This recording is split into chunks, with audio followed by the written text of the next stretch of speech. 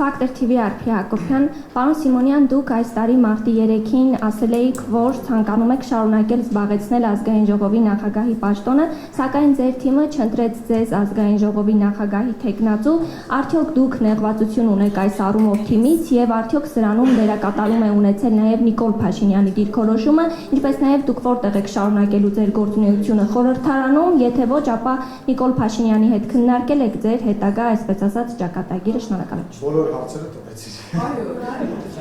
Ես ցանկացել եմ շարունակել, որովհետև կարծում եմ, որ իմ 5 տարվա աշխատանքը, լինելով ամենաերկար ազգային ժողովի նախագահ, պատմության միակ ազգային ժողովի նախագահ մինչ այս պահը, ով ամբողջությամբ իր ժամկետը աշխատել է, ես կարծում եմ, որ իմ աշխատանքը պետք է շարունակել, բայց նաև գոյություն ունի վարչություն եւ կուսակցություն եւ ես ձեզ նաեւ այդ հարցազրույցների մեջ պատասխանելիս ասել եմ ոնց կորոշի վարչությունը եւ ես ենթարկվում եմ իմ վարչության որոշմանը եւ չեմ շարունակի ազգային ժողովի նախագահի պաշտոնում նեղվածություն որպես այդպեսին չունեմ կարծում եմ որ աշխատանքային process-ը ենթադրում է որ ինչ-որ փոփոխություններ, ես էլ չէ հասկանում, որ 5 տարին երբ որ լրանա, ես նորից պետք է գնամ այդ մանդատը ստանալու։ Ենթադրում եմ, որ ինչ-որ փուլում, ինչ-որ տեղում օգտակար կլինեմ մեր երկրին, կշարունակեմ օգտակար կլինեմ մեր կուսակցությանը։ Ես վարչապետի հետ քննարկել եմ, ինչպես նաև վարչության հետ եմ խոսել, չեմ վերցնի մանդատը եւ չեմ գա ազգային ժողով որպես պատգամավոր շարունակելու աշխատանքը ուզում եմ մի քիչ նախ եւ առաջ ուզում եմ մի քիչ հանգստանամ ինձ համար անկեղծ շատ աշխատանքային առումով ծանր 5 տարի էր ազգային ժողովը մի մոռացեք որ սա երբպատերազմյան ազգային ժողով էր եւ սա տարբեր մարտահրավերների եւ ծանր իրավիճակների մեջով անցած ազգային ժողով էր եւ իրոք շատ դժվար էր այն աշխատանքը, որը ես իմ գործընկերների հետ մեկտեղ իրականացրել եմ, եւ իսկականից ուզում եմ մի քիչ հանգստանամ։ Նաեւ անձնական կյանք ունեմ եւ անձնական կյանքս եմ ուզում ինչ որ ձևով արդեն վերջնական կարգավորեմ եւ ուզում եմ ինչ որ ժամանակ դուք էլ ինձ կարոտեք եւ մարդկանց շատ չվախենացնեմ։ Ինչ որ բան բաստովեցի։ Վարչապետի հետ քննարկել եք հետագա հանգստանալուց հետո։ Ոչ, այս պահին որևիցե բան չեմ քննարկել, որևիցե բանի հետ կապված ոչ մի պայմանավորվածություն գոյություն չունի, որևիցե հարաբերություն, ես տեսա դուք վարչապետին հարցնում եք մեր հարաբերությունների մասին, ուզում եմ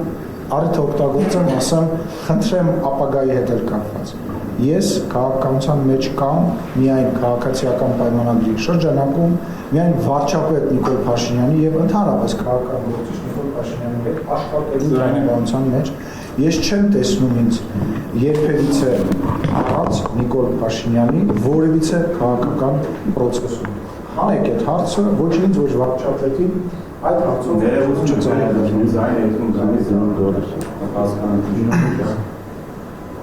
այդ կարևոր մասը չլսվեց։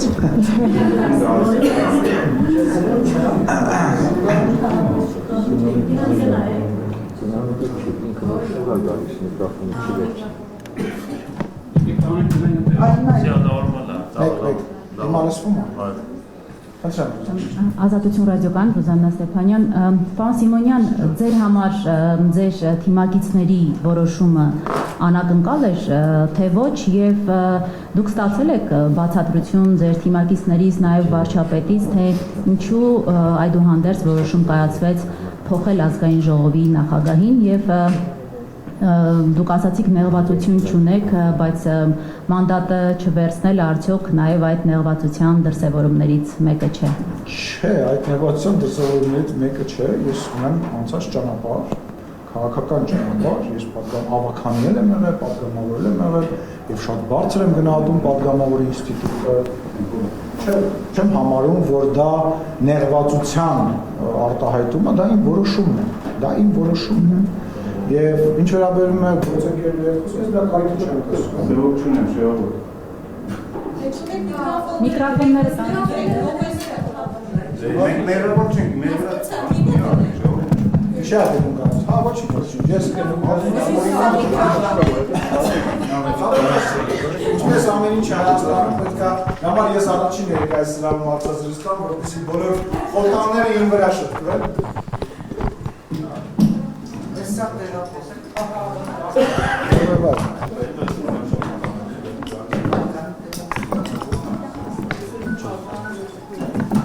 Անասին վասանքից։ Վերջ։ Նորից մեկ հարցը պատասխանաբան Սիմոնյան, հարցը նորից չտանում, արդյոք բանակցել է եւ միկրոֆոնները պարկած չէ։ Հիմա մենք ուղղի երթերում, այ։ Ուղղի երթերում։ Ես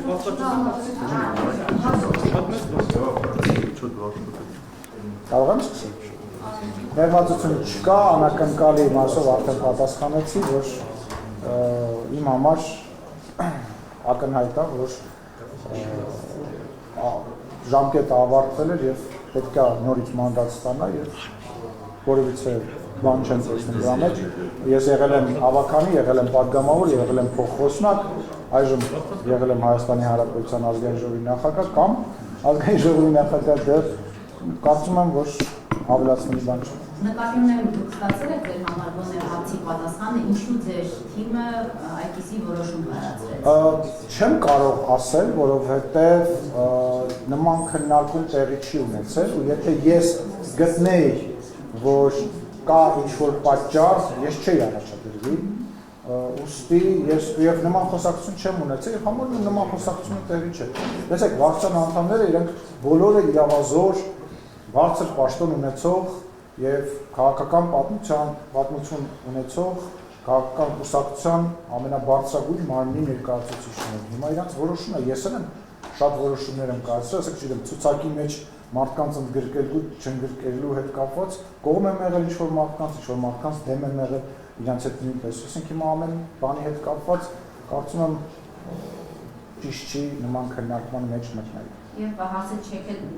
դիտարկում կուսակցությունից դուրս գալու։ Չէ, ես այդ կուսակցության ստեղծողներից եմ, ես քաղաքական process-ի մաս եմ, քաղաքական process-ի մաս մնալու եմ, ես մնալու եմ իմ ընկերների կողքը,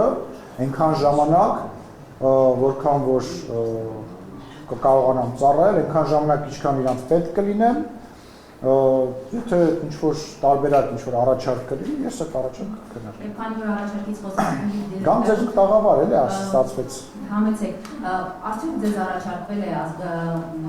Հայաստանի Հանրապետության նախագահի պաշտոն, որտեղ մամուլը պարբերաբար դնում էր այդ մասին, որ ձեզ առաջարկվել է եւ դուք դեռևս որոշում չեք կայացրել, առհասարակ նման առաջարկ ձեզ արվել եւ ինչ եք մտածում այդ պաշտոնը զբաղեցնելու մասին, եթե նույնիսկ Դա անհեթեթություն է, ես նման բան չեմ մտածում, երբևիցե որևիցե մեկի հետ նման խոսակցություն չեմ ունեցել, կոռեկտ չեմ համարում, մենք Հայաստանի Հանրապետությունը ունի նախագահ, իդեպ ասեմ, որպես քաղաքացի, իմ ամենասիրված, իմ կողմից ամենահարգված նախագահն է,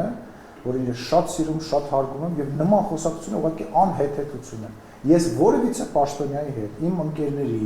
իմ գործընկերների հետ երբևիցե նման բան չեմ քննարկել, չեմ լսել եւ չեմ խոսել, այն բան կա, հա, հայտնի արտահայտություն կա, մամուլից եմ իմացել, ինչպես նաեւ տեսել եմ փոխվարչապետ, ինչպես նաեւ տեսել եմ այդ նախագահի տարբերակը, չգիտեմ, դեսպանի, ինչ ասես խոսում եմ։ Ոչ, հարգելի գործընկերներ, որևիցե մեկի հետ նման քննարկում չի եղել եւ նման խոսակցությունը խնդրում դադարեցնել, դա կոռեկտ չի ու ճիշտ չի։ Բայց ակտիվ քաղաքականություն Բայց ինչի պետք է չվերադառնամ, ինպես քաղաքական գործիչները շատ են քաղաքական դաշտում, որ ես քաղաքական դաշտը լքեմ, թողնեմ այսպես ասած երագլուխ միավորմանը, որպեսզի շարունակեն Հայաստանի Հանրապետությունը բզկտել, ես քարոզարշավի մեջ եմ եղել եւ ես մեր քաղաքացիներին, իմ գործընկերների հետ եւ վարչապետի հետ միասին բան եմ խոստացել։ Հիմա իմ խրամատը ես 5 տարի ստեղ պահեցի, մեկ այլ տեղ իմ խրամատը կշարունակեմ պահել։ Ինչա փոխվել, բանա, այնց ոչ մի պաշտոն հավերժ չի եւ փառք Աստծո։ Պարոն Սիմոնյան, դուք իշխանության այս ամբողջ ճիշտ ազգային ժողովրդի կառավարման ընթացքում Սիրում եմ, որ ամենայով ինձ հետ կապված ինչ-որ հարց եք տալիս։ Դուք ամենաշատն եք խոսել այն թեմաներից, որոնք իշխանության շատ ներկայացուցիչներ չէին ուզում առաջինը լինել եւ այդ հարվածները իրենց վրա վերցնել։ Այս ընթացքում դուք պարբերաբար ձեր անսահման ամենայով ասեմ հավատարմությունն եք հայտնել Նիկոլ Փաշինյանից։ Ուրեմն ինչն է պատճառը, որ այդ հավատարմությունը չգնահատվեց, ձեզ ինչը չներեց Նիկոլ Փաշինյանը կամ թիմը ինչ չներեց ձեզ, եւ դուք արդյոք չեք հիմա ափսոսում, երբ որ հետ եք նայում, որ պետք չէ գուցե այդքան շատ ձեր ուսերին վերցնել եւ հարվածները ձեր վրա վերցնել։ Ես ոչ մի բանի համար չեմ ափսոսում, ընդհանրապես կյանքի ընթացքում ոչ մի բանի համար չեմ ափսոսում։ Եղել է ծանր օրեր, եղել են անձնական ծանր իրավիճակներ, բայց այդ այնա ինչ որ կառուցել է Ալեն Սիմոնյանին եւ ես այդտեղ կանգնած չէի ելնի, այս դահլիճը չէի կարողանա բացել եւ դուք ինձ այդ հարցը չէիք տա, եթե ես այդ ճանապարհը չանցնեի։ Ես որևիցե բանի համար չեմ ափսոսում։ Ինչ վերաբերում է ինչ չի ներվել, ինչի մասին է խոսքը, ես ձեզ խնդրում եմ, կրկնում եմ, դուրս եկեք, այո, կա այդպես տրամաբանություն, դա դեպքերը պատմության մեջ շատ են, բայց իմ հարաբերությունը, իմ վերաբերմունքը, իմ նվիրվածությունը, դա իմ որոշումն է, իմ տեսակն է, եւ ես ասել եմ ու նորից եմ կրկնում, իմ քաղաքական գործունեությունը դա Նիկոլ Փաշինյանի քաղաքական գործունեության հետ համատեղ գործունեություն է։ Ես չեմ տարանջատել ինձ որևիցե դեպքում, ես շարունակելու եմ պաշտպանել իմ թիմին, շարունակելու եմ պաշտպանել այն գաղափարները, սկզբունքները, որ ես ունեմ, մենք ունենք, եւ չեմ ուզում, որ դուք պաշտոնի հետ պայմանավորեք, որ դա չգիտեմ պատիժ էր, դա պատիժ չէր, ես իմ ծառայությունը կատարեցի, ես լավ կատարեցի իմ ծառայությունը, ես, այսպես ասած, պարզ ճակատով եմ ավարտում ես փուլը եւ կապրենք կտեսնենք, թե հետագայում ինչ կլինի, չեմ բացառում, որ կարող է ընդհանուր, ասենք մոտակա չգիտեմ, ինչ-որ ժամանակ անցածում ընդհանրապես որևիցե քաղաքական պաշտոնով զբաղված չլինեմ, որևիցե բան չեմ բացառում, բայց մի մտցրեք դա ինչ-որ անձնական դաշ նեղացվածությունը, հա տեսակ վարչության նիստին չգնաց, անձնական առիթ ունեք, վարչության նիստին չի գնացի, 5 լրակով զանգացում, այդ վարչության նիստին, որ չեք գնացել, ուրեմն Ալեն Սիմոնյանը բան թեթև էր հագնված, ուրեմն լուրջ չի վերաբերում, հասկանում եմ, որ տենց բանի վրա է կառուցված նաև լրատվություն կազմելը, ինֆորմացիա ստանելը, բայց ձեզ պարզ դեմքով, ինչպես միշտ ուղիղ, թեկուզ ամենավատ եւ ամենածանր բաները ասելը, նետ, չկա տենց բան, եւ ես շարունակելու եմ ակտիվ քաղաքական գործիչ լինելը, ես քաղաքականությունից չեմ հեռանալու, քաղաքականության էջը չեմ փակում, կմտածենք, կտեսնենք, թե ոնց կլինի, ինչ կլինի։ Իսկ ինչ արել եմ, չեմ ափսոսում։ Արդեն ուրվագծվում է, թե ազգային ժողովի նոր վեկայական կազմը ով է լինելու եւ քրտան արդեն որոշել, իհարկե ընտրությունները խոհանալազն, բայց քաղաքական որոշումը կայացված է։ Ինչպես է վերաբերում նոր կարգի կազմին, մասնավորապես ազգային ժողովի նոր խոսնակ Ռուբեն Ռուբինյանին, փոխոսնակներին, ձեր վերաբերմունքը եւ արդյոք այս խորհրդարանը եկող խորհրդարանից ինչ որ ձեւով կտարբերվի ղեկավարման առումով ձեր կարծիքով։ Ես համարում եմ, որ եթե ես դա նաև բարձրաձայն եմ ասել, որ եթե ինչ-որ պահի ես պետք է լքեի ազգային ժողովի նախագահի պաշտոնը, Ռուբեն Ռուբինյանը ամենալավ տեխնացուն էր, որը կարող էր ինձ փոխարինել, եւ ես հաջողություն եմ մաղթում իրեն, համարում եմ նախ ինքը իմ ընկերն է, ես իրան շարունակում եմ համարել իմ ընկերը, թեպետ դուք եթե ինչ-որ էլի գրում էին, խոսում էին, բա հեսա դուք իրար ձեզ մեջ կմրցեք, ինքը իմ ընկերն է, ես շատ ուրախ եմ, որ իր հետ աշխատել եմ, իմ գործընկերն է, ես իրեն հաջողություն եմ մաղթում, որ ինքը լինի երկրորդ ազգային ժողովի նախագահը, որը որ իր ժամկետը մինչև վերջ կպաշտոնավարի, նույնը կարող եմ ասել փոխխոսնակների մասով, Հայկ Կոնջարյանի մասով մասնավորապես, որտեղ Հայկ Կոնջարյանը 2021 թվականի ազգային ժողովը ասացի, որ պատերազմից հետո ստեղծված ազգային ժողով է, եւ այն ինչ որ Հայկը արեց, Կոնջարյան, ասենք ես չէի կարող, ես ոչ այդ ուժը, ոչ այդ համբերությունը ես չէի ունենա խմբակցության հետ, որը որ լուրջ քաղաքական գործիչներ էր իր մեջ ծանրակշիռ պատմություն ունեցող մարդկանց ինքը բալանսավորված պահեց, իսկ ինչ վերաբերում է Հաջան։ Դե բայց ես իմ մասին հետո վիրեշներ եմ խոսեմ։ Ես իմ մասին չեմ խոսի, հա, իմ մասին գնահատականը կարծում հնչում է, ես իմ գործընկերի մասին խոսեմ։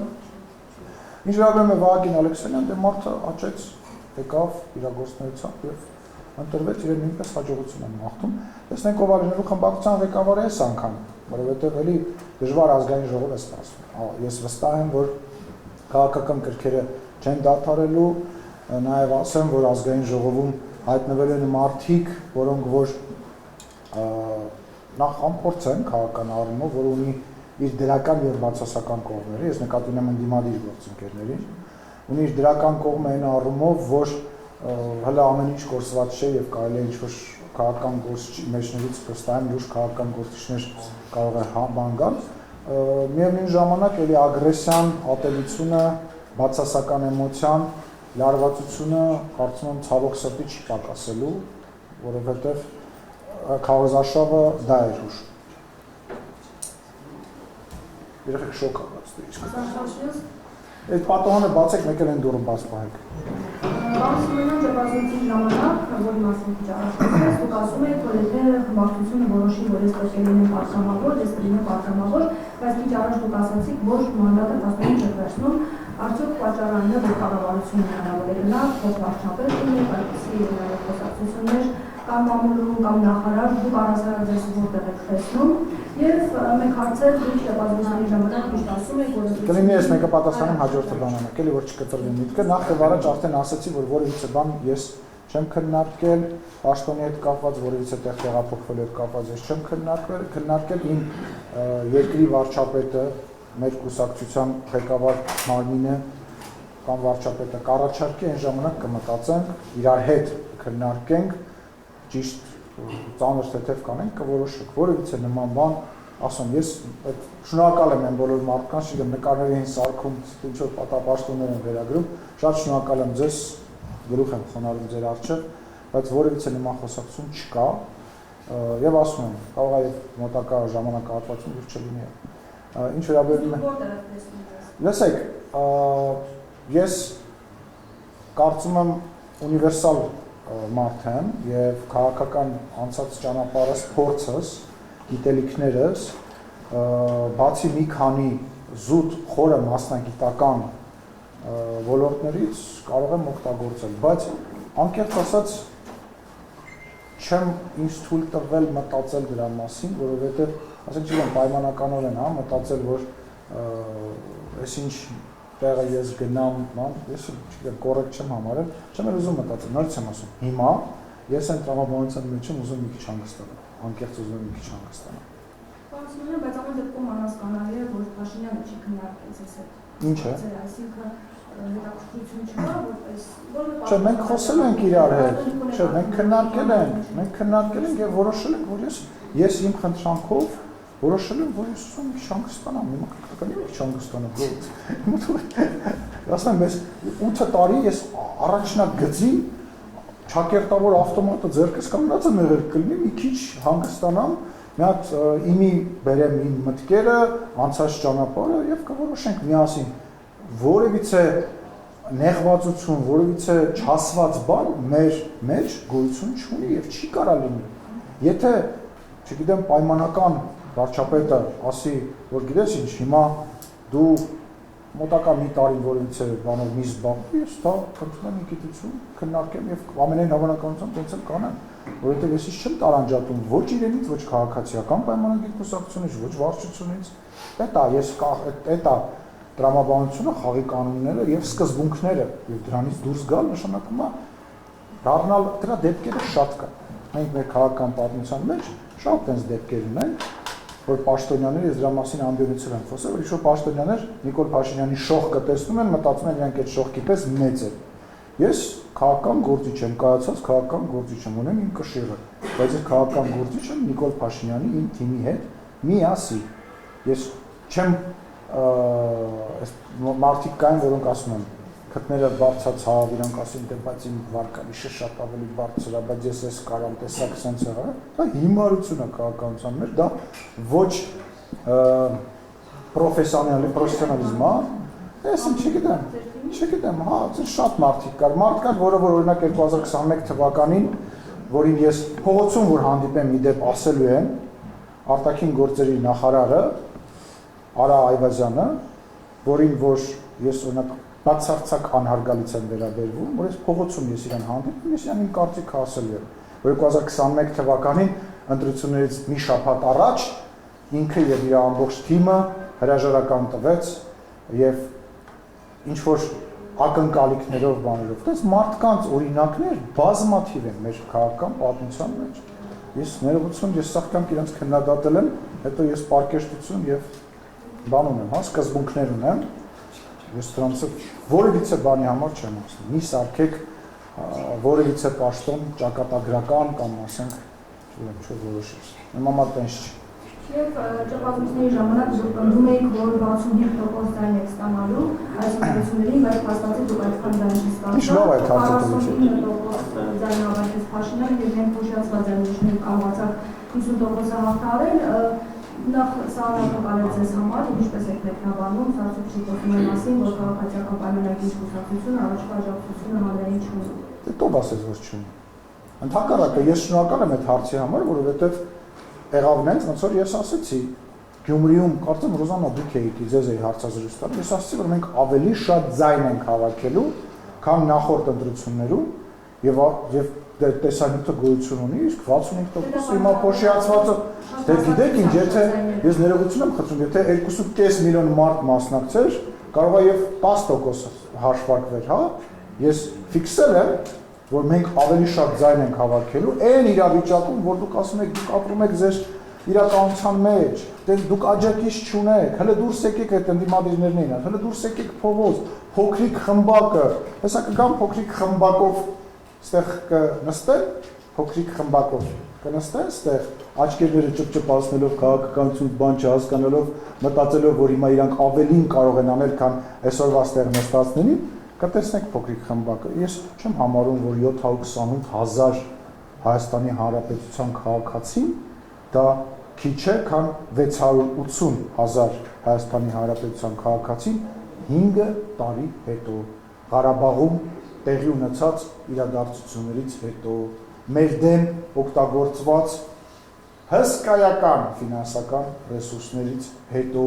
այդ քննչական կոմիտեն դարձել է բան, հանրային, չգիտեմ, ինչ-որ հերոստանգերության պես մի բան, այնքան տեսանյութ հասարքում, որ ընտրությունները ավարտվել են, այսինքն դուք մենք խոսում ենք հավասար պայմանների մասին, դուք ասում եք, տեսակ, որ անհավասար պայմանների մեջ դուք ավելի քիչ հավաքեցիք, չէ՞, ես ընդհակառակը։ Այս դեպքում կանխատեսում է նաև իշխող թիմի կողմից, որ ընդդիմությունը չի մտել խորհրդարան աջակցություն չունի, բայց Լսեք, հենց դուք ձեր նախորդ հարցի մեջ նաև ասացիք, թե ինչով է պայմանավորված, որ այնց ձեր սպասումները չիրականացան, հա, ես մեր համար անակնկալ էր, որ այդ ծավալի կարելի էր փող ծախսել, այդ ծավալի մեր դեմ հարձակում արել։ Պատկերացրեք, դուք եք գալիս քաղաքական ճակատամարտի եւ տեսնում եք, որ ձեր առաջ ավելի շատ ֆինանս եւ ավելի շատ ռեսուրս է ծախսվել, քան դուք պատկերացնում եք։ Մենք իրականում 65% մաքուր ձեն կստանանք, եթե դուք մենք նույն բանով վերցնենք, հա, նույն մասնակցությունով վերցնենք, չէ՞ որ ելակետային թիվ չկա, երբ որ դուք ինձ 3 տարի առաջ կամ 2 տարի առաջ հարցնում եք, ես ելնում եմ այն թվից, որը որ մասնակցել եմ միշտ, հա, բայց 100,000-ներով մարդկանց տարվել է ընտրատեղամաս, մարդիկ, չգիտեմ, լսած կլինեք այդ պատմությունը, ընտրատեղամասներ կա, մարդիկ տեղ ասում, «Յա, դու եկել ես, դու ստեղ ես, գյուղերում տներ կային, որոնք որ փակ են եղել, բայց այդ ընտանիքները ինչ-որ ձևով հայտնվել են եւ տարվել են ընտրատեղամաս եւ արվել են, այսինքն մենք խոսում ենք հիմա հավասար պայմաններով, թե չէ, եթե այդ ժամանակ, չգիտեմ, ռմբակոծության տակ լիներ Երևանը, կարող է ավելի քիչ հավաքեն, բայց դա քաղաքական ռմբակոծության տակ իրավիճակ է եղել։ Բայց ամեն դեպքում խոսում է նաև որ քաղաքացիական պայմանագիր վերջին հարցը, ոչ թե հարցը, այլ դիտարկումը, որ քաղաքացիական պայմանագիր կուսակցությունը բավականին մեծ գումարներ ծախսեց քարոզարշավի վրա, նույնիսկ $1 միլիոն միայն դրոն շոուի վրա է ծախսել։ Տեսեք, մեր բոլոր ծախսերը ցուցադրված են, բաց են, եւ մեր բոլոր ծախսերը տեխնիկական ծախսեր, թեկուզ ես չգիտեմ դրոն շոուի վրա ինչքան է ծախսվել, հա, բայց մենք փող չենք բաժանել, մեկ, երկրորդը մենք փող ունեցող կուսակցություն ենք, այդ ես եմ օլիգարխ, Նիկոլ Փաշինյանն է օլիգարխ, թե չգիտեմ, Արադ Միրզոյանն է օլիգարխ, ուզում հասկանամ, այդ ինչ փող ենք մենք ծախսել։ Ինչ փող, բա դրամահավաք են կարել, դրանք բաց են, իմիջիալոց այդ թափանցիկությունը կուսակցությունների մեր կողմից արված, բերված բանա եւ շարունակական բանա, որը շարունակություն է ունենալու։ Դուք տեսել եք հրապարակումներ կան հենց լրատվամիջոցների կողմից, թե Facebook-յան եւ TikTok-յան գովազդներին ինչ գումարներ են ծախսվել ուժեղ Հայաստանի կողմից կամ մյուսների կողմից։ Ու նորից եմ ասում, խոսքը այն մարդկանց մասին է, որ գալիս ասում են դե գանք այսօր քվեարկենք, երեխեքին վերցնենք գնանք, որտեղ 7 ժամը 7-ից հետո այստեղ խառնվելու է իրար։ Դա ինչ եք խոսում։ Ռեսուրս է ծախսվել, ես եմ ուզում անդրադառնալ, քանի բանը չի եղել, ռեսուրս է ծախսվել։ Պարզվում է, դասի ժամանակ երեխեք եկել են միջոցառման են մասնակցել։ Դուք մոռացել այդ ռեսուրսը, դուք մոռացել եք ոնց էին պետական հիմնարկների աշխատողներին քշում եւ ավտոբուսներով բերում եւ բանան վիդիտելի երեխեքը կներեք ռուսերեն բառի համար եկել են Նիկոլ Փաշինյանից քարտեզ վերցնել, որը արդեն Հայաստանի ամբողջ տարածքով տրենդ էր դարել եւ ասենք բանի մասնակցել։ Թող մեր նկատմամբ, չգիտեմ, բանը քննադատությունը լինի այդ մակարդակով եւ նշեմ այն բոլոր մարդկանց, ովքեր խոսում են ընտրությունների մասին, որ բոլոր դիտորդական կազմակերպությունները, այդ թվում ԱՊՀ, որի մաս է կազմում նաև Ռուսաստանի Դաշնությունը, իրենց զեկույցը հրապարակել են եւ այդ զեկույցում ասում է, որ Հայաստանի Հանրապետության ընտրությունները համապատասխանել են բոլոր չափանիշներին։ Պարոն Սիմոնյան, ես ուզում եմ արդյոք դուք ունեք ձեզ համար եզրահանգում, թե ինչու ձեր ուսակցական թիմում այդպիսի քվեարկության պատկեր եղավ ձեր հանդեպ, որովհետև եթե հետ ենք նայում 8 տարի առաջ, 5 տարի առաջ, երբ ազգային ժողովի նախագահ եղել եւ հիմիկվա արտադրությունը երևում է հիմա ավելի պրոֆեսիոնալ, ավելի պատրաստ եք այդ պաշտոնին, ես գոնե այդպես եմ մտածում եւ այդ դեպքում եզրահանգում ունեմ, թե ինչու այդպես եղավ, վերլուծությունն է սա մեր, երկրորդը ինչու այս հարցի պատասխանը հաջորդ Չէ, չունեմ եզրահանգում, փորձում եմ ընտրել պատճառները իմ մեջ։ Գիտեք ինչ, գուցե անձնական մակարդակի հարաբերությունների խնդիր է եղել, գուցե քաղաքական նպատակահարմարության խնդիր է եղել, կամ գուցե Ռուսաստանի շատ եք քննադատում։ Ես անձնական մակարդակով լավ հարաբերություններ ունեմ վարչության բոլոր անդամների հետ, մեծ մասի հետ գրեթե ամենօրյա շփում եւ կրկնում եմ հակված եմ ընտրել իմ մեջ։ Եթե էլի հետ նայենք, ես ուզում եմ իմանալ, թե արդյոք անձնապես անհատական մակարդակով եւ թիմի մակարդակով ինչպիսի սխալներ ունեք, ինչ կուզենայիք արած չլիներ, երկու տարբերակներ թիմի եւ անհատապես դուք։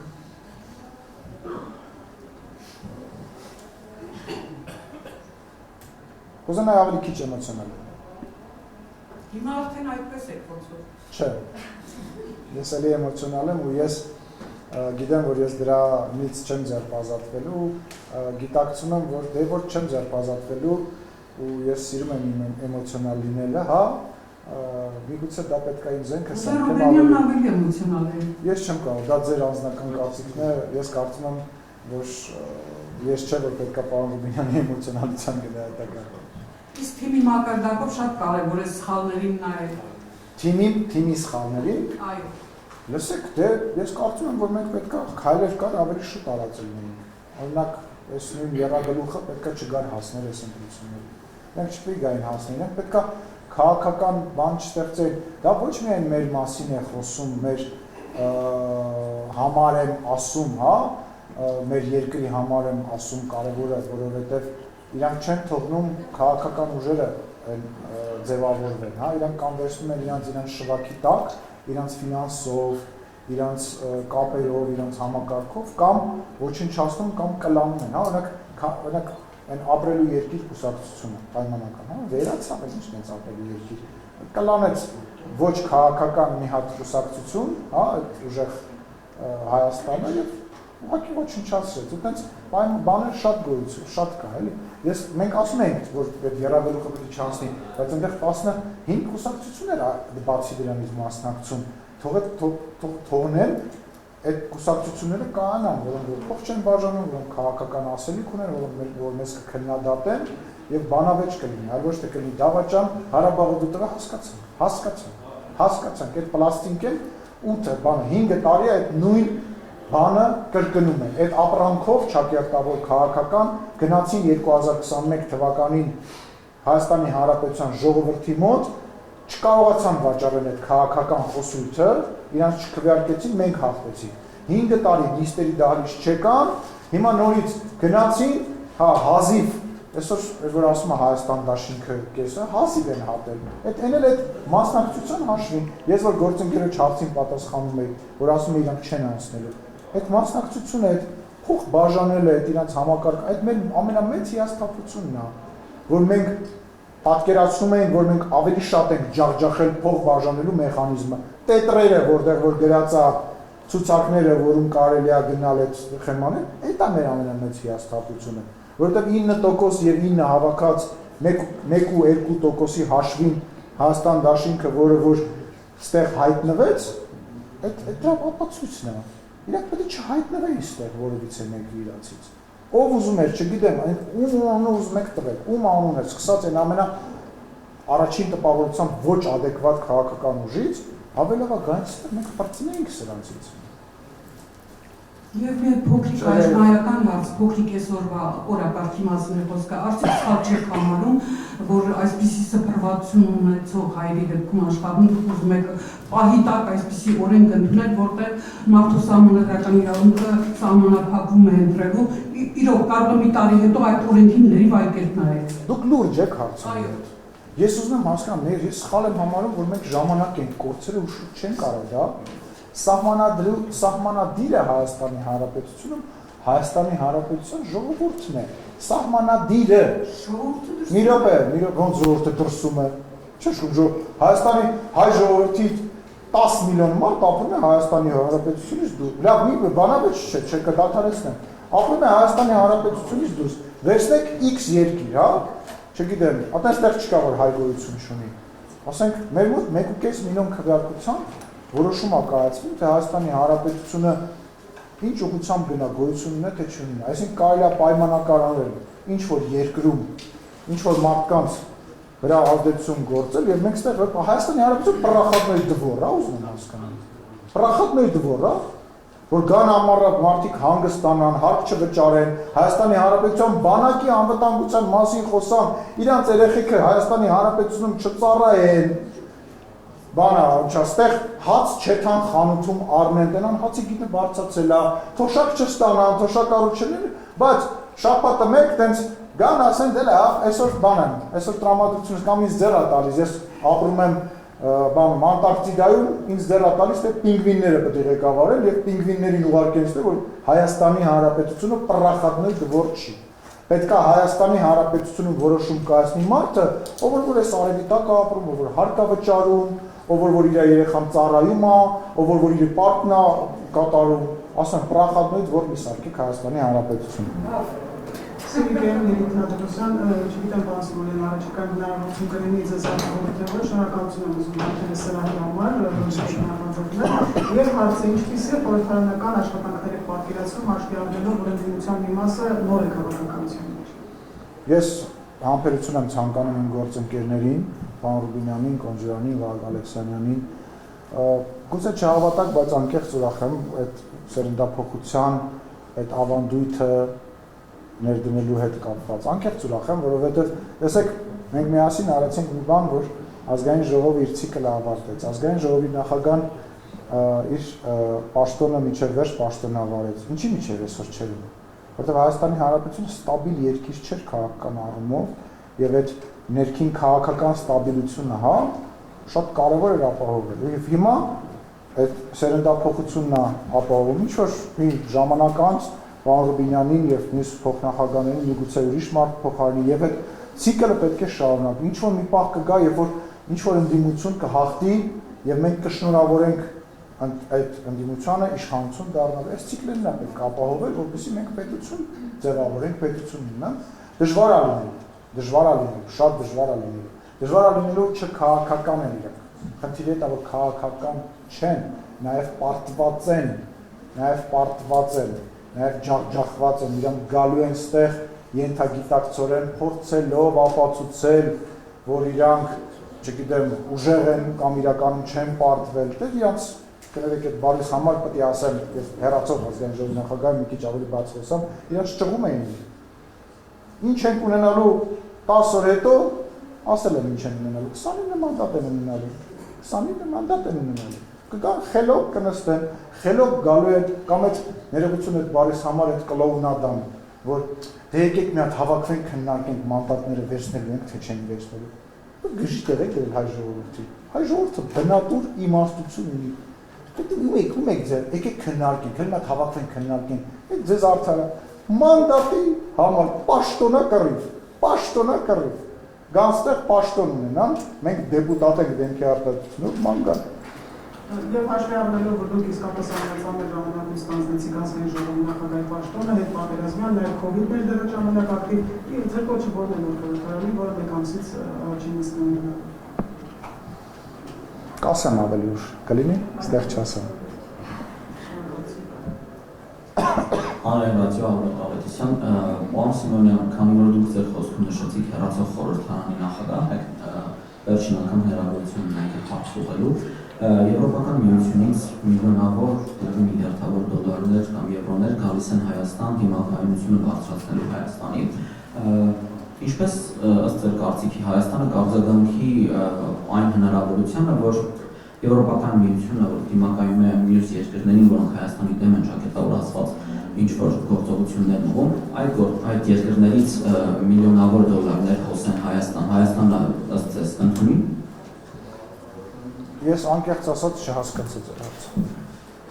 Եվրոպական միությունը գումար է վճարում Հայաստանին, դրամատրում, որպեսզի դիմակայունությունը բարձրանա Հայաստանին։ Եթե այն երկրները, որոնց դեմ պայքարում է Եվրամիությունը, Հայաստանին գումար դրամատրեն, նույն դիմակայունությունը բարձրացնելու առումով Հայաստանը ինչպես կընդունի դա։ Ես դեմ չեմ, որ օրինակ ոչ Եվրամիության երկրները նույնպես մեր երկրին գումար տրամադրեն մեր դիմակայությունը բարձրացնելու։ Ես կարծում եմ, որ մեր կառավարությունը պետք է այդ գումարը վերցնի։ Եթե օրինակ պայմանականորեն Չինաստանը, Ռուսաստանը կամ որևիցե երրորդ երկիր առաջարկ կանի մեր դիմակայությունը բարձրացնեն եւ օրինակ մի հատ լավ երկաթուղի կառուցի կամ մի հատ ներդրում անի, մենք պետք է դա վերցնենք, որտեղ բոլոր քննարկումների մեջ ես եւ իմ գործընկերները կարծում եմ շարժվել ենք հետեւյալ տրամաբանության մեջ, որ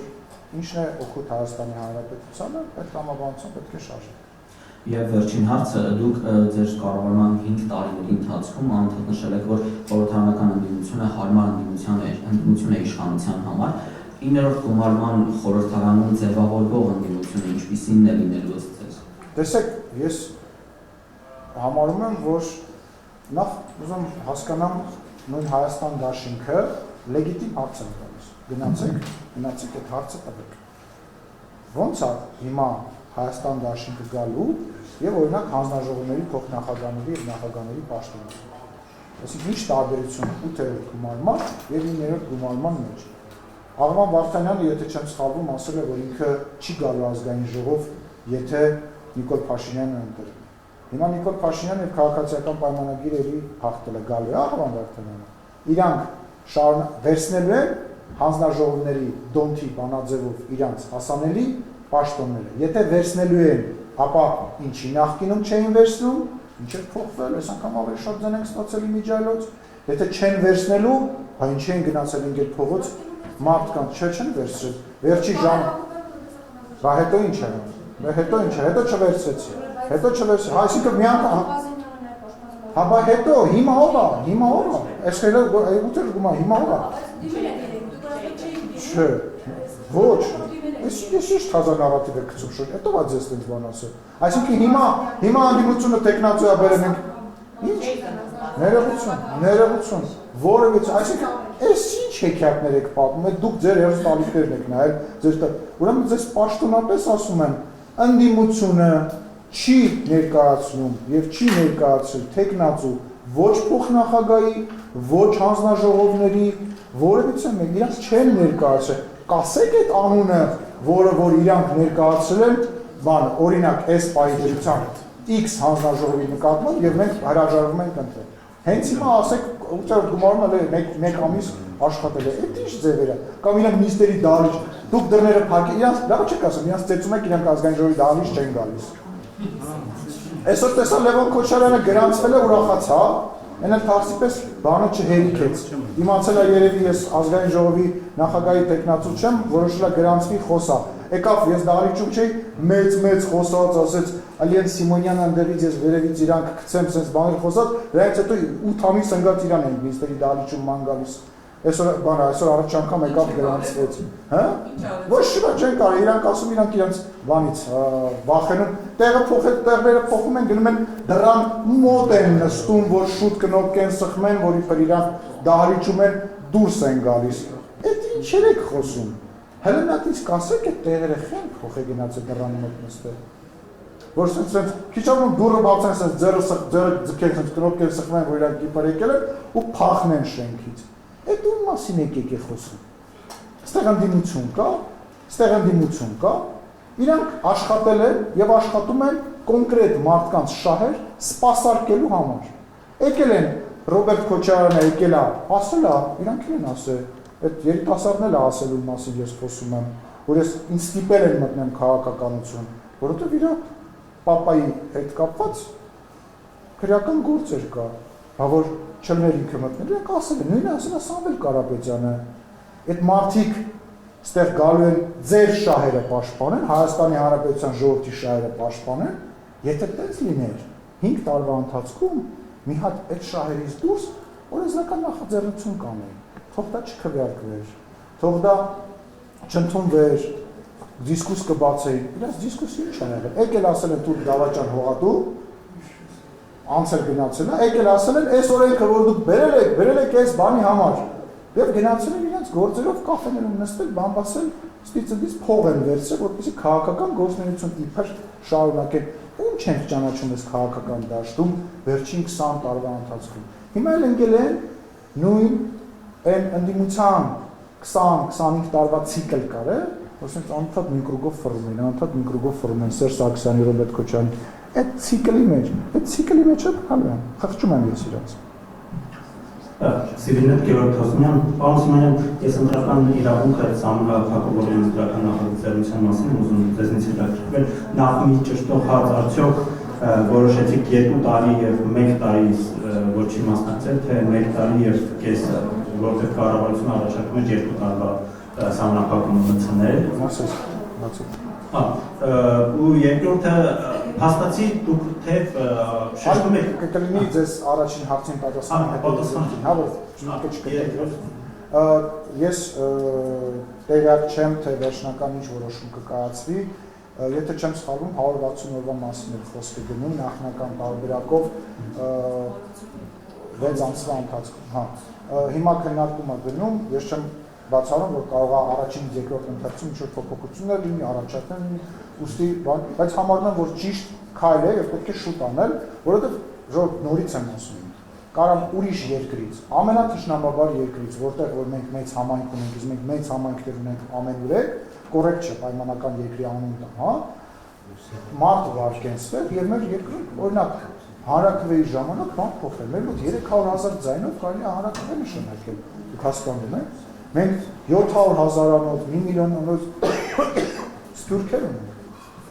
300,000 դժվար է ազգային ժողովի վերջով դիվորոշի է։ Հա, բայց այնուամենայնիվ նախաձեռնությունն է, դա արդեն քաղաքական իրողություն է։ Բայց այդ մարդիկ փաստացի Հայաստանի քաղաքացի են, ունեն քաղաքացիություն, ունեն դրական իրավունք, իմ հարցը հենց դա է։ Տեսեք, դուք ասում եք, որ սահմանագիրը ժողովուրդն է։ Ու այս իրավունքով, այս փոփոխությամբ երկու խնդիր կա։ Առաջինը, որ մենք ունենք արտաքին աշխատող քաղաքացիներ, որոնց ընտանիքները այստեղ են, որոնք տարվա մեծ մասը այստեղ չեն, բայց իրենց գործունեությունը այստեղ է, եւ նրանք իրավունք ունեն իրենց ընտանիքների մասով ճակատագիրը որոշել ընտրության ձևով, սա առաջինը։ Երկրորդը, ձեզ նաեւ փոխհասարակությունն է քննադատում ականատես դիտորդական կազմակերպություն նշելը, որ սա սահմանության կանխատեսված իրավունք է։ Դուք օրենքով փոխում եք սահմանության նախատեսված իրավունքը, ինչ կասեք այս մասին։ Այն մարդիկ, ովքեր որ ուզում են որոշում կայացնել Հայաստանի Հանրապետությունում, առնվազն ինչ-որ ժամանակահատված պետք է ապրեն ստեղ։ Եվ մենք իրավասու ենք որոշել, թե ինչքան ժամանակ պետք է մարդը ապրի ստեղ, որ ստեղ որոշում կայացնի։ Մենք ունենք դրույթ, որը որ սահմանափակում է մարդուն առաջադրվել որևիցե պաշտոնի, եթե ինքը վերջին ժամանակահատվածում չի ապրել Հայաստանի Հանրապետությունում։ Դա վերաբերում է օրինակ падգամավորին,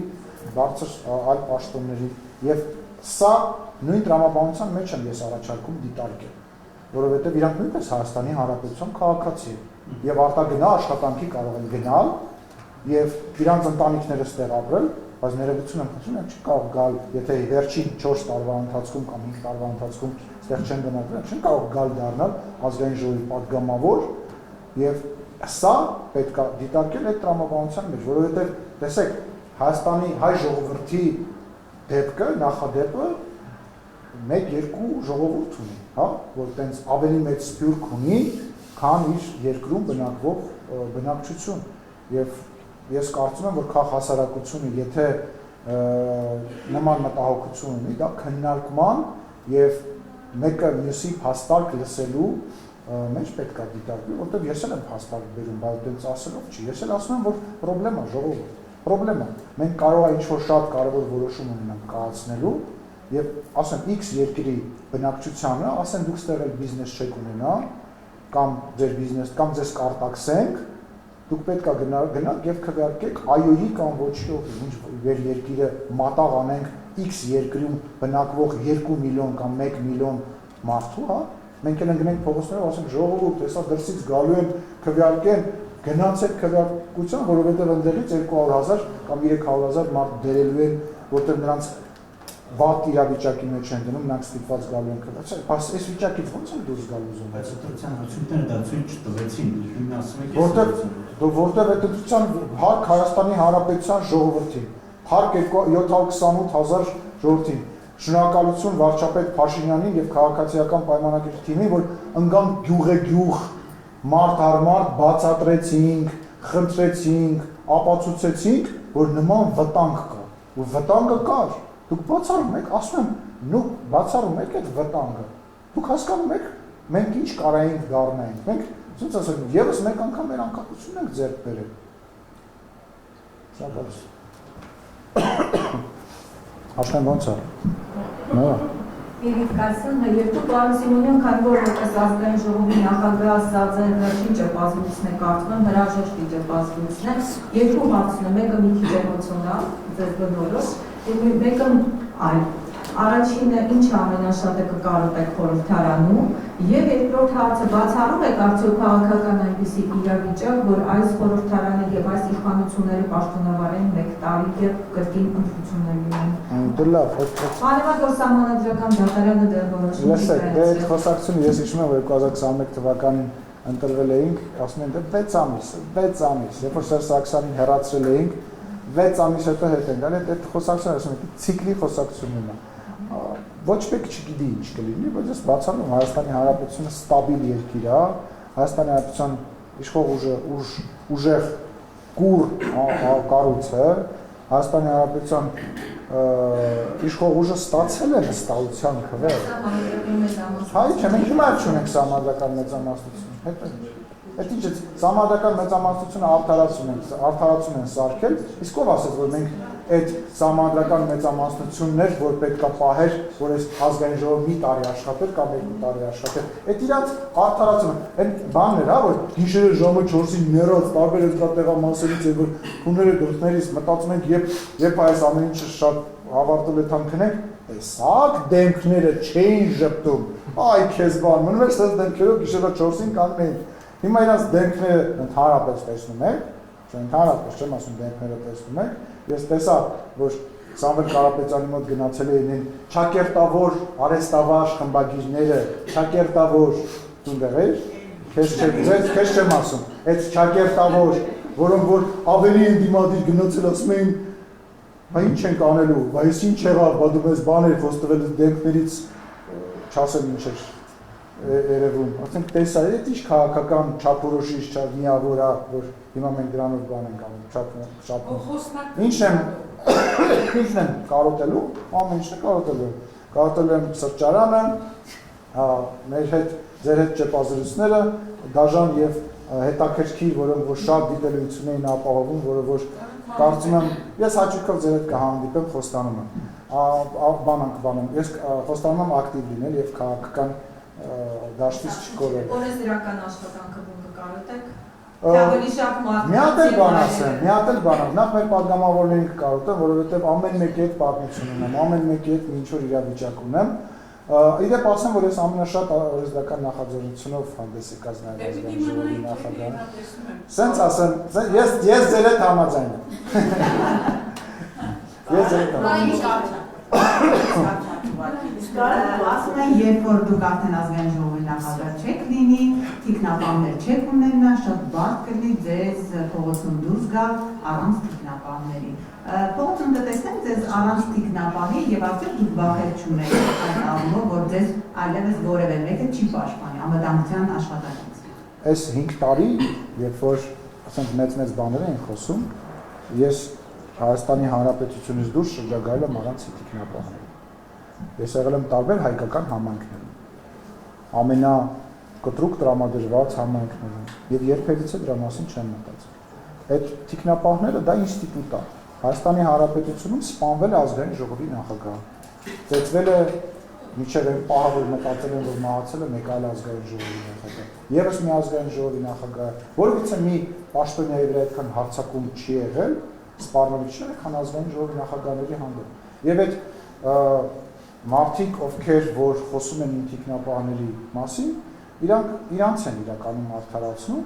որովհետև ձեռս պահեք ու թողեք որ խփեմ, այդ ինչ է, ուզում հասկանամ, իրանք ինչ էին ուզում անեին, որ թիկնապահները իրանց պահեցին։ Ես երևանցի եմ, ես ապրել եմ Հայաստանի Հանրապետությունում, որևիցե խնդիր չունեմ, բայց գործում է օրենք, որը որ նախկին ազգային ժողովի նախագահներին եւ նախագահներին տալիս է անվտանգություն։ Ես ենթադրում եմ, որ այդ ծավալով չի լինի, որը որ հիմա կա ու որը իրականում լավ է։ Ես ասեմ, ամենասկզբից նաև ոստիկանության աշխատակից էր ինձ կցված։ Ես հրաժարվել եմ դրանից։ Ես հիմա ասեմ, ընթացքում, պաշտոնավարման ընթացքում ես մի քանի անգամ դիմել եմ, որպեսզի իմ հետ եղած մարդկանց քանակը կրճատվի, որովհետև ինձ կոմֆորտ չի, առնվազն կոմֆորտ չի, նենց չի, որ ուզենան ինչ-որ պրովոկացիա անեն, այն արեցին էլի փողոցում, մոտեցան, վիրավորեցին, ինչ չի եղել, ինչ չեն արել իմ հանդեպ ուզում հասկանալ, կամ այդ մեր թիկնապահների այդ տրամաբանությունը, նույն տրամաբանությունը, որ նախկինում կար, հա, Սերժի Վաչոն էս ինչի, ով ավ ճանաչում վարչապետ Դի Աշխվանի անվտանգության ղեկավարի անունը գիտեք դուք, դե ազգանունն էլ ասա, դե բա, ելով գիտ, իմ բանը անվտանգության ղեկավարի անուն, բա ինչի եք սարքել այդ բանը, դա իմ ընտրությունը չի, բա ես տարբեր երկրների ղեկավարների հետ բան եմ բանավիճում, բա ես տարբեր երկրների ղեկավարներին բան եմ ասում, բա ես ստեղ մարդասպանության մեջ եւ միլիարդավոր դոլարների մեջ տապակված մարդկանց ինչ ասես ասում եմ, բա ես պետք է պաշտպանված չլինեմ, ուզում հասկանամ դա ինչ է։ Համասում երբ որ ես Ռոբերտ Քոչարյանին, որը որ Պողոս Պողոսյանին ծեծում էին, սպանում էին, մարտի 1 էր անում, ես առանց տիկնապը փողոցում կանգնում ասում էի, երբ որ ինքն էր իշխանության, բա այդ ո՞նց է ես դա անում, իրանք հիմա չեն կարողանում անել, կամ ես այն վաղ դուխ ունեի, հիմա դարել եմ վախեցող, կամ ես պետք է վախենամ կամ չվախենամ, ես քաղաքական գործի չեմ, օրենքով ինչ նախատեսված է, այն էլ պետք է լինի։ Ռոբերտ Քոչյանը տիկնապահ չունի, Արոյին ճանաչում, շատ լավ տղա է Ջարես Քոչյանի տիկնապահ, եթե շատ հաճախ շփվել եմ։ Կամ բանան, Սերժ Սարգսյանը չունի տիկնապահ, կներեք, բայց ես այդքան փող չեմ աշխատել, որ իմ հաշվին իմ հետ մի քանի հոգի տենց գցեմ հետս մանտամ, որ տենց բան անեմ, ես դեռ կարիքը չունեմ, ես ալեն եմ, ինձ դա բավարար է։ Ես ինձ բայց էլ ասում, բայց ո՞նց է իրանց ասում է, ես չի ասում։ Կամ որ գալիս են այդ Հայաստան Դաշնիկի ներկայացուցիչները ինչ-որ բաներից են խոսում, այդ նույն տիկնապաներից, բաներից, մեքենա չունեն, եթե ինչ, մեքենա չունեն։ Չէ, მე ընդհանրապես մեքենա չունեմ, կամ կառնեմ, կամ եթե ինչ-որ տեղից լինի։ Եվ չարաշրջող ձեր համբերություն մի Դե լավ, վերջինն է, ինչ ուզում եք արեք, հարց չկա։ Պարոն Սիմոնյան, հնարավոր է, որ ձեր արժանապատվներից չդառնալը պայմանավորված է նաև այն հանգամանքով, որ Նիկոլ Փաշինյանը ձեր մեջ իրեն մրցակից տեսա։ Գիժեք, դրուքս բարվաբար։ Ես ամենայն ուրեմն ես որևիցե հավակնություն չունեմ, չեմ ունեցել, իմ քաղաքական սկզբունքը հետևյալն է։ Ես միշտ լինելու եմ Նիկոլ Փաշինյանի կողքին կես քայլ հետ այն պահին, երբ որ իրան պետք լինի, ինքը շուր կգա, ինձ կտեսնի